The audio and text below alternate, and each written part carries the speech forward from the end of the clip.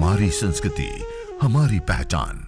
यज्ञ, योग, आयुर्वेद सदा रहे हमारे साथ।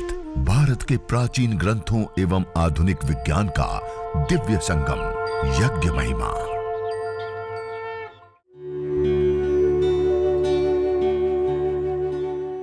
भारतीय संस्कृति में यज्ञ, योग एवं आयुर्वेद जैसी अमूल्य विद्याएं हैं, जिसका मूल है वेद।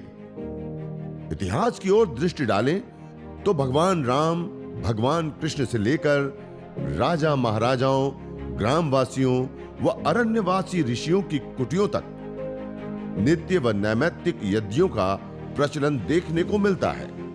ओम अयंत इद्म आत्मा चात वेदस्तेनेत्यस्वर्धस्व चेद्धवर्धय चास्मान् प्रजया पशुभे ब्रह्म वर्चसे नान्यतेन समेधय स्वाहा इदमग्नये जात वेदसे इदन्न मम।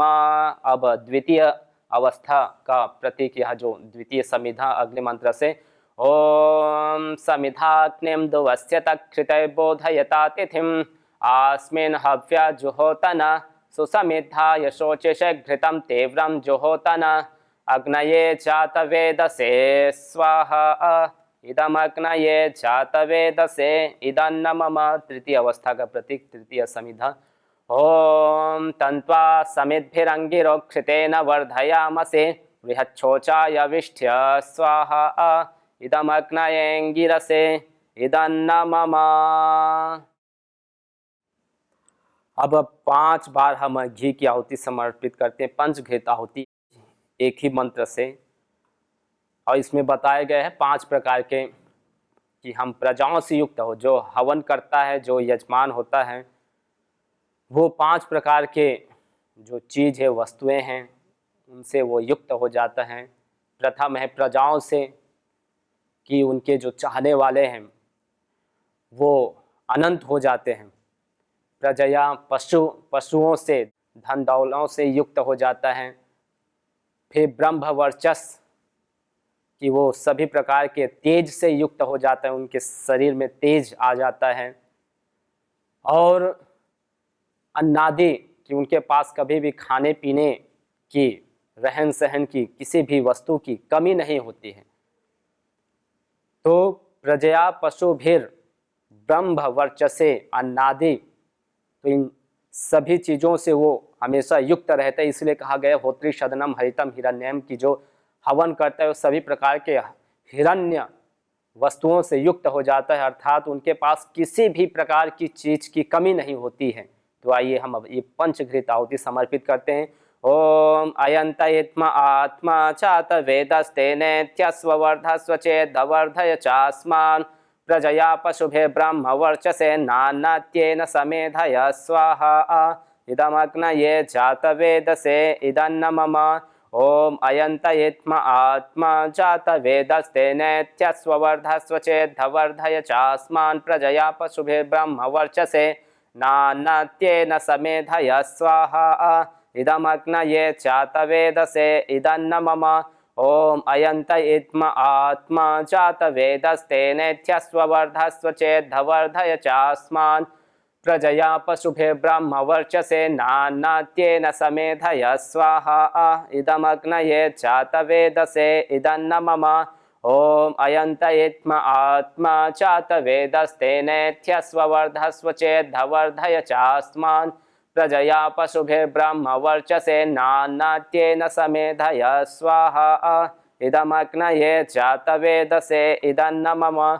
ओम अयंत इत्म आत्मा जात वेदस्तेनेत्यस्वर्धस्व चेद्धवर्धय चास्मान् प्रजया पशुभे ब्रह्म वर्चसे नान्यतेन समेधय स्वाहा इदमग्नये जात वेदसे इदन्न मम। तो ये पंचघृत आहुति हमने समर्पित किए। आइए अब हम जल सिंचन करते हैं। ये जो कलश है, इसमें अपने हाथों में जल ले। अकेले हैं तो आप अकेले भी हवन कर सकते हैं, जल सिंचन सभी कर सकते हैं। यदि आप सब परिवार है, सपत्नीक है, तो आप अकेले भी कर सकते हैं। तो ऐसे दाएं हाथ में जल लिए और प्रथम हम पूर्व दिशा में, जहां आप दीपक देख रहे हैं, ये ईशान कोण है, फिर आग्नेय कोण, वायव्य और नैऋत्य कोण, तो ये 4 दिशाएं उप दिशा है ये। तो हम प्रथम जो आग्नेय कोण है यहाँ से लेकर जो दीपक ईशान कोण है वहां तक हम धार बनाते हुए जल छोड़ते हैं अगले मंत्र से। ओम अदितेनुमन्यस्व। फिर द्वितीय अपने ओर जो हवन करने वाले यजमान हैं वो दाईं से बाईं ओर वायव्य कोण से नैऋत्य कोण तक धार बनाते हुए सिंचन करते हैं। ओम अनुमतेनुमन्यस्व।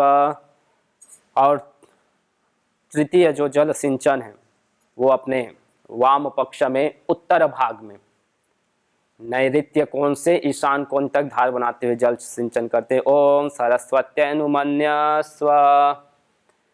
अब अगला जो जल सिंचन है हम ईशान कोण जहाँ दीपक रखे उस कोण से लेकर चारों धार बनाते हुए हम सिंचन करेंगे।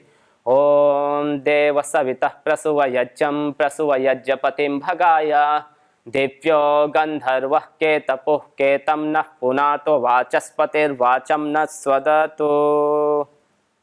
तो ऐसे जल ले लिए और इस कोने से लेकर वापिस वहीं। तो इस प्रकार जल सिंचन हम करें।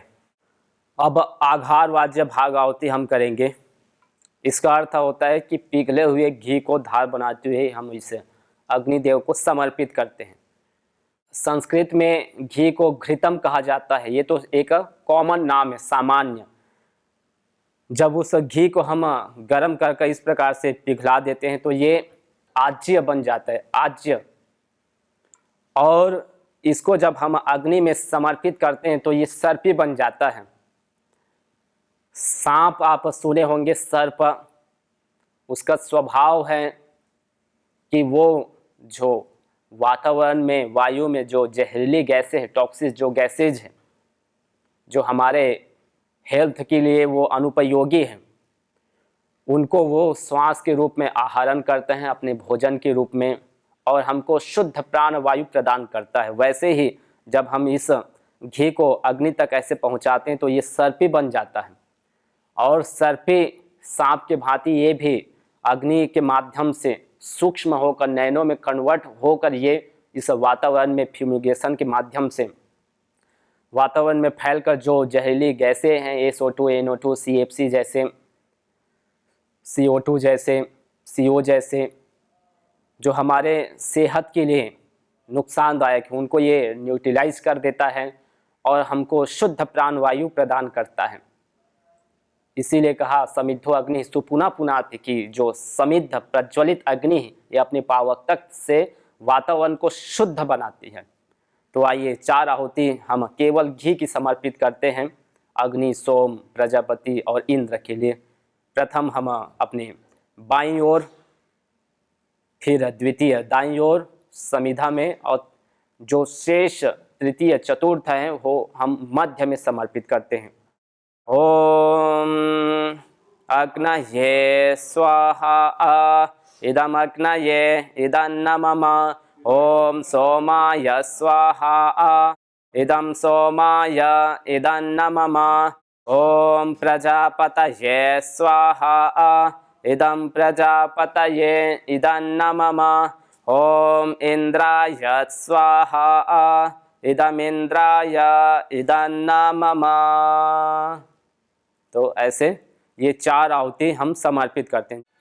तो हम आघारवाज्य भाग के पश्चात प्रातःकालीन मंत्र, 2 प्रकार के मंत्र, एक प्रातःकालीन एक सायंकालीन। तो जो दोनों समय हवन करने वाले हैं तो प्रातःकालीन से प्रातःकाल, सायंकालीन मंत्रों से सायंकाल को करें। लेकिन जिनके पास समय का भाव है, समय नहीं है, अलग अलग समय उनका दायित्व है, वो नौकरी करते हैं, सेवा देते हैं, तो उनके लिए कहा गया कि वो एक समय हवन करें दोनों मंत्रों से। और ये भी कहा गया है महर्षि मनु ने कि जिनके पास सूर्योदय के समय हवन के लिए नहीं है, सूर्यास्त के समय हवन के लिए नहीं है, वो दिन में कभी भी एक समय निश्चित कर हवन अपना करें, अग्निहोत्र यज्ञ करें, क्योंकि ये दैवीय विधा है, ये वैदिक श्रुति है। उदिते होतव्यम अनुदिते होतव्यम समय अध्युषिते होतव्यम सर्वथा वर्तते यज्ञ इति हम वैदिकी श्रुति कहा है कि आप कभी भी हवन कर सकते हैं, लेकिन करना अनिवार्य है, क्योंकि इससे आध्यात्मिक लाभ तो होता ही है, इससे भौतिक लाभ तो होता है, साथ में अपनी चिकित्सा भी होती है, क्योंकि हम भी उसी पंच तत्वों में अपना जीवन व्यतीत करते हैं। तो आइए अब हम घी के साथ सामग्री की भी आहुति समर्पित करते हैं प्रातःकालीन मंत्रों से। ओम सूर्यो ज्योतिर्ज्योति सूर्य स्वाहा। सामग्री अकेले हैं तो ऐसे, घी के पश्चात सामग्री की भी। ओम सूर्यो वर्चो ज्योतिर्वर्च स्वाहा। ओम ज्योतिसूर्य सूर्यो ज्योति स्वाहा। ओम सजोर्देवेन सवित्रा सजोरुषसेन्द्रवत्या जुषानः सूर्यो वेतो स्वाहा। उभयकालीन मंत्रों से 4 आहुति। ओम भूरग्नये प्राणाय स्वाहा। इदमग्नये प्राणाय इदन्न मम। ओम भुवर्वायवे पानाय स्वाहा। इदं वायवे पानाय इदन्न मम। ओम स्वरादित्याय व्यानाय स्वाहा। इदमादित्याय व्यानाय इदन्न मम। ओम भूर्भुवस्वरग्निवायुवादितेभ्यः प्राणापानव्यानेभ्यः स्वाहा। इदमग्निवायुवादितेभ्यः प्राणापानव्यानेभ्यः इदन्न मम। ओम आपो ज्योतिरसोमृतं ब्रह्म भूर्भुवस्वरों स्वाहा। ओम या मेधां देवगणः पितरश्चोपासते तया मा मध्यमेधयाग्ने मेधाविनं कुरु स्वाहा। ओम विश्वानि देव सवितर्दुरितानि परासुव यद्भद्रं तन्न आसुव स्वाहा। ओम अग्ने नय सुपथा राये अस्मान् विश्वानि देव वयुनानि विद्वान् युयोध्यस्मज्जुहुरानमेनो भूयिष्ठान् तेन्नम उक्तिं विधेम स्वाहा। ओम तो यहाँ तक 16 आहुति पूर्ण हो जाती हैं। महर्षि दयानंद जी ने कहा कि जिनको कम से कम आहुति देनी हो, कम समय में अपना हवन यज्ञ पूर्ण करना हो, तो वो इन 16 आहुतियों से अपना यज्ञ संपन्न कर सकता है।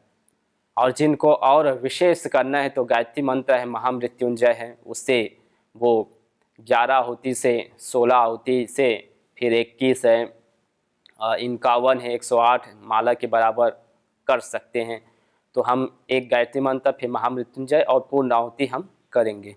ओम भूर्भुवस्वः तत्सवितुर्वरेण्यं भर्गो देवस्य धीमहि धियो यो न प्रचोदयात् स्वाहा। ओम त्र्यंबकं यजामहे सुगंधिं पुष्टिवर्धनम् उर्वारुकमिव बन्धनान् मृत्योर्मुक्षीयमामृतात् स्वाहा। आइए अब पूर्ण आहुति हम एक ही मंत्र से 3 बार घी सामग्री की हम समर्पित करते हैं कि सब कुछ पूर्ण है, मनुष्य भी पूर्ण है, अन्य इतर प्राणी भी पूर्ण है, पेड़ पौधे घास फूस सारे पूर्ण है, और अन्य जितने भी ग्रह उपग्रह नक्षत्र तारे हैं सितारे हैं सारे पूर्ण हैं। तो जब सब कुछ पूर्ण है तो उसी पूर्ण में हमको अपने आप को भी तादात्म्य कर देना है, उनके साथ अपने आप को हमको सम्मिलित कर देना है। तो आइए हम करते हैं इस अग्नि रूपी परमपिता परमेश्वर के साथ। ओम सर्वं वै पूर्णं स्वाहा। ओम सर्वं वै पूर्णं स्वाहा। ओम सर्वं वै पूर्णं स्वाहा।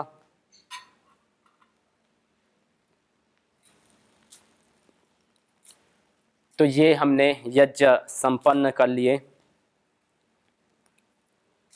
आइए अब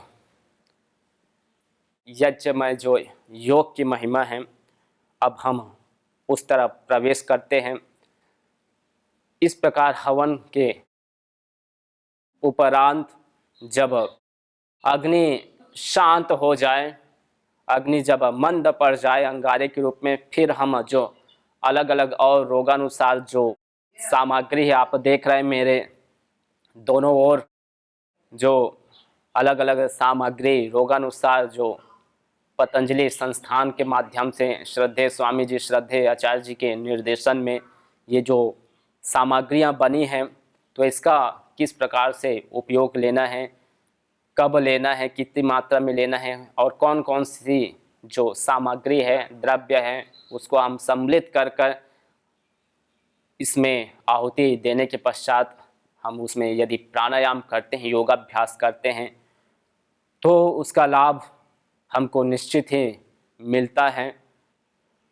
तो जब अग्नि मंद पड़ जाए तो उसमें थोड़ी सी ऐसे जो सामग्री बची उसको डाल सकते हैं, या आपके पास सुगंध पदार्थ हो, इस प्रकार से गुग्गल के रूप में अन्य राल है, श्वेत चंदन है, लौंग इलायची है या कपूर है, उसको भी आप डालकर अपने जो घर का जो वातावरण है उसको आप सुगंधमय बना सकते हैं, सुरभि से युक्त कर सकते हैं। तो हम अब योगाभ्यास करेंगे, जो हमारी आप सभी मातृशक्तियाँ कि अपने शरीर को वज्र की भांति, जो श्रद्धेय स्वामी जी महाराज बताते हैं, अस्मा भव परशुर भव हिरण्यम अमृतं च भव, कि हम अपने शरीर को वज्र की भांति बनाएं, परशु की भांति बनाएं, हिरण्य अमृत की तरह अपने शरीर को हम मजबूत बनाएं कि एक भी रोग हमारे इस देह कलेवगात तनु शरीर में प्रवेश न करें। तो हम प्रतिदिन यज्ञ कर कर योग जब करते हैं तो हमको तुरंत उसका लाभ हमको मिलता है, दिखाई देता है। तो यज्ञ उपरांत हम योग आइए प्रारंभ करते हैं, जिससे कि हमारा तन और मन व्यवस्थित रहें। आप देख रहे हैं चारों ओर जो वायरस है, माइक्रोबायोलॉजिकल जो पॉल्यूशन है, कोरोना के कारण से कितनी जन हानि हुई है, और हो सकता है कि आने वाले समय में, क्योंकि ये हमको सुनने को मिल रहा है कि तृतीय लहर कोरोना की आने वाली है, तो उससे कैसे अपने आप को बचाएं। तो श्रद्धेय महाराज जी को आप सुनते हैं, यज्ञ पूर्वक योग आयुर्वेद का पालन। तो हम अब योग का अभ्यास करेंगे। 3 प्रकार के स्नान बताए गए हैं। तो हम अपने शरीर को योग के माध्यम से हम एक्टिव बनाएंगे, अपने शरीर को हम मजबूत बनाएंगे, पसीना निकालकर शरीर में जितने भी टॉक्सिक गैसेज हैं उनको हम दूर करेंगे। तो निश्चित ही हम कभी भी बीमार नहीं पड़ेंगे, कभी भी अस्वस्थ नहीं पड़ेंगे। आइए प्रारंभ करते हैं। एक है श्वेत स्नान, दूसरा है धूप स्नान, सूर्य के प्रकाश से स्नान करना, और एक है जल स्नान। तो ये 3 प्रकार की स्नान है। तो आइए अब हम जॉगिंग के जो 12 अभ्यास हैं वो प्रारंभ करते हैं, लंबे लंबे श्वास के साथ।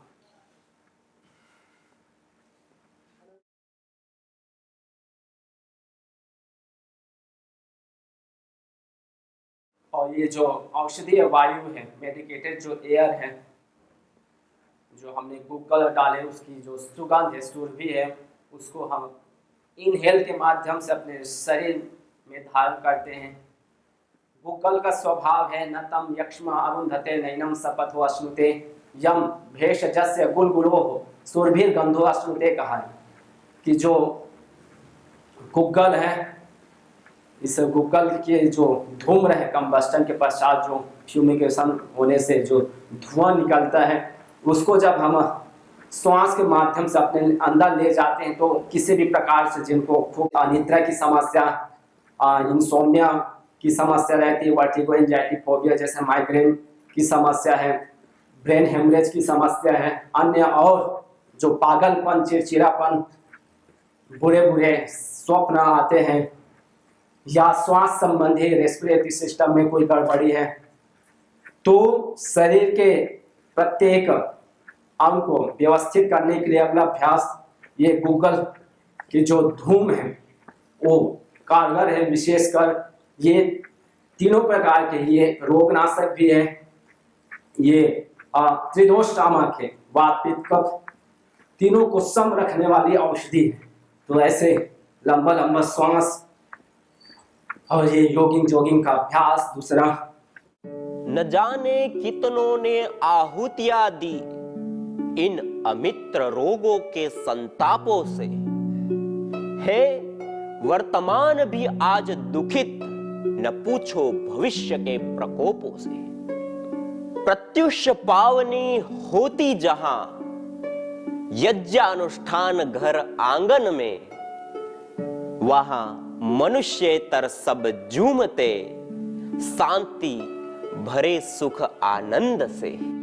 इदम हवीर यातो धाना नदी फेना इमाम वहत, अर्थात जैसे नदी का जल जाग को बहा ले जाता है, वैसे ही यज्ञ में आहूत की हुई हवि सभी प्रकार के रोग, दोष, ताप, संतापों को वैसे ही बहा ले जाती है जैसे नदी जागो।